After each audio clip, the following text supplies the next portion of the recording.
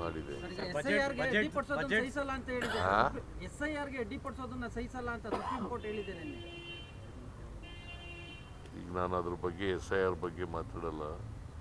Supreme ಕೋರ್ಟ್ನವರು ಗೊತ್ತಿಲ್ಲ ಯಾವ ಸಂದರ್ಭದಲ್ಲಿ ಹೇಳಿದ್ದಾರೆ ಅಂತ ಗೊತ್ತಿಲ್ಲ.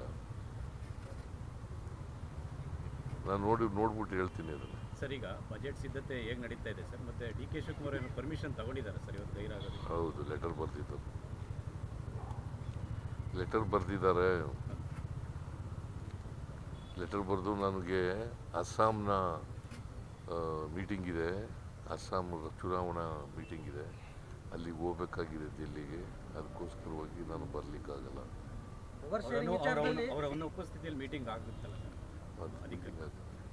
ಪವರ್ ಶೇರಿಂಗ್ ವಿಚಾರದಲ್ಲಿ ನಾನು ಮತ್ತೆ ಸಿದ್ದರಾಮಯ್ಯ ಕದ್ದು ಮುಚ್ಚಿ ಮಾತಾಡಿಲ್ಲ. ಹೈಕಮಾಂಡ್ ಸಮ್ಮುಖದಲ್ಲೇ ಚರ್ಚೆ ಮಾಡಿರೋದು.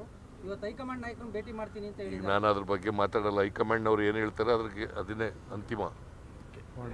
ನೀವು ಸುಮ್ಮನೆ ಏನೇನೋ ಪ್ರಶ್ನೆ ಕೇಳಿದ್ರೆ ಪ್ರಯೋಜನ. ಅವ್ರು ಹೇಳಿದ್ರೆ ಅವ್ರನ್ನೇ ಕೇಳಿ, ನಂಗೆ ಗೊತ್ತಿಲ್ಲ. ಹೈಕಮಾಂಡ್ ಏನು ಹೇಳ್ತದೆ ಅದಕ್ಕೆ ನಾನು ಬದ್ಧ. ಇಲ್ಲಪ್ಪ, ನಾನು ಕರೀದಿನ ಯಾಕೆ ಹೋಗ್ಲಮ್ಮ? ನನಗೆ ಕೆಲಸ ಇದೆ, ಬಜೆಟ್ ಪ್ರಿಪರೇಷನ್ ಕೆಲಸ ಇದೆ. ಇಲ್ಲಿ ಕರೆದ್ರೆ ಹೋಗ್ತೀನಿ. ಸರ್, ಯತೀಂದ್ರ ಮೇಲೆ ಆರೋಪ ಮಾಡಿದ್ರು ಸರ್. ಪ್ರತಾಪ್ ಸಿಂಹ ಹಸ್ತಕ್ಷೇಪ ಮಾಡ್ತಿದ್ದಾರೆ ನಿಮ್ಮ ಅಧಿಕಾರದಲ್ಲಿ ಅಂತ ಯತೀಂದ್ರ ಅವ್ರನ್ನ. ಪ್ರತಾಪ್ ಸಿಂಹ ವರ್ಗಾವಣೆಲ್ಲ ಮಾಡ್ತಾ ಇದಾರಂತೆ. ಪ್ರತಾಪ್ ಸಿಂಹನಿಗೆ ಟಿಕೆಟೇ ಕೊಡ್ಲಿಲ್ವಲ್ಲಪ್ಪ. ನೋಡಿ, ಪ್ರತಾಪ್ ಸಿಂಹನಿಗೆ ಟಿಕೆಟೇ ಕೊಡ್ಲಿಲ್ಲ.